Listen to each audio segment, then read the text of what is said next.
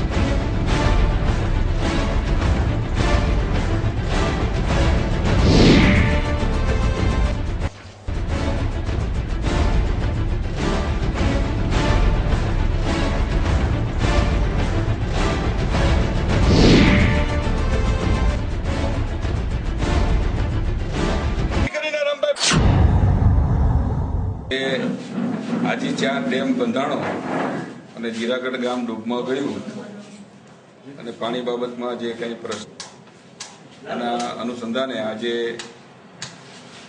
ગામ લોકો અને આગેવાનો દ્વારા જે મને આવેદનપત્ર આપવામાં આવ્યું છે કલેક્ટરશ્રીનું, એસપીશ્રીનું અને મારું, આ આવેદનપત્રો આ લોકોની જે રજૂઆત છે એને પ્રતિસાદ મળે, ન્યાયિક પ્રક્રિયાઓમાં તેમની જે કંઈ રજૂઆતો છે એ જળવાઈ રહે તે અર્થે હું કલેક્ટરશ્રી અને એસપીશ્રીને અનુરોધ કરીશ। પોલીસનું જે દમન હતું, એ લોકોનો પ્રશ્ન હતો, પોલીસ રાતને હેરાન કરતી હતી, એના માટે શું કોમ્પ્રોમાઇઝ કર્યું છે? એ વસ્તુ આખી જુદી છે, આમાં ન આવે।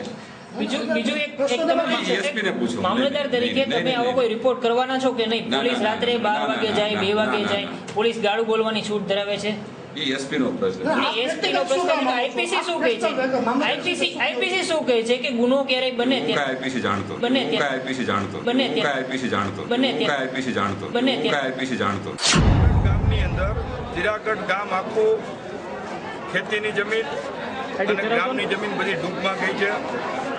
ત્યાં ડેમ બનાવવામાં આવ્યો છે, ડેમ બનાવવાના હિસાબે આ જમીન ડૂબમાં ગઈ છે।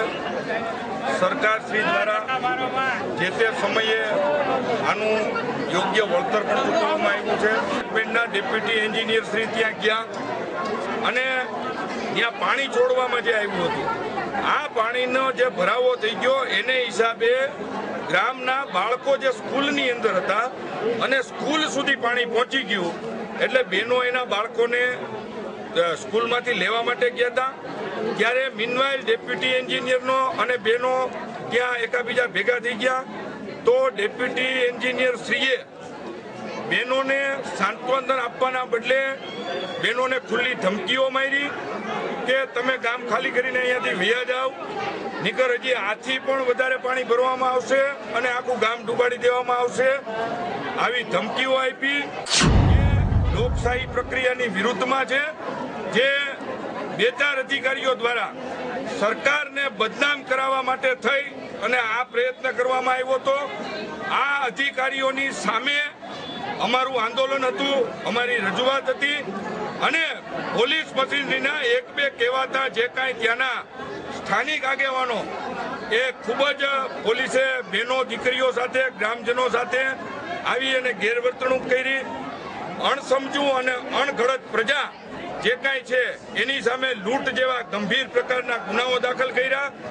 એ ગુનાના અનુસંધાને એક ભાઈ અને એક બેન જે છેલ્લા અઠવાડિયાથી જેલની અંદર છે અને પરમ દિવસે રાત્રે પણ 2:30 વાગે ગ્રામજનોની ડેલી ખખડાવવામાં આવી. આખું ગામ હતપ્રત અવસ્થામાં થઈ ગયું હતું.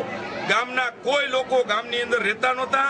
ગામના બધાય લોકોને સીમની અંદર ભાગી જવું પડે એટલી બધી ગંભીર રીતે જે કાંઈ એમની ઉપર દમન પ્રક્રિયાઓ કરવામાં આવી એના વિરુદ્ધની અંદર આ રેલી છે. કોઈ એક બે અધિકારીઓ દ્વારા ગ્રામજનોને ઉશ્કેરી અને સરકાર સામે મૂકવાનો જે પ્રયત્ન કરવામાં આવે છે એની બદલે આવા અધિકારીઓને સખ્તમાં સખ્ત નસીહત પહોંચે એના માટે થઈ અને આખા હાલારના ગ્રામજનો અહીંયા આવ્યા છે. અને આ ગ્રામજનોની માંગણી ફક્ત ને ફક્ત એટલી છે કે અમારી ઉપર જે ખોટા અને ગંભીર પ્રકારના જે ગુનાઓ દાખલ કરવામાં આવ્યા છે આ ગુનાઓની યોગ્ય તપાસ થાય.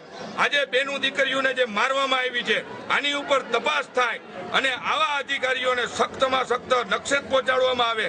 અહીંયાથી અમો લોકો જામનગર ડીએસપી સાહેબ અને કલેક્ટર સાહેબને આવેદનપત્ર દેવા જવાના હતા, પરંતુ બંને સાથે ટેલિફોનિક વાતચીત કર્યા મુજબ ડીએસપી શ્રી અને માનની કલેક્ટર સાહેબ બંને ખાતરી આપી છે કે આ કામની અંદર 100% યોગ્ય તપાસ થશે.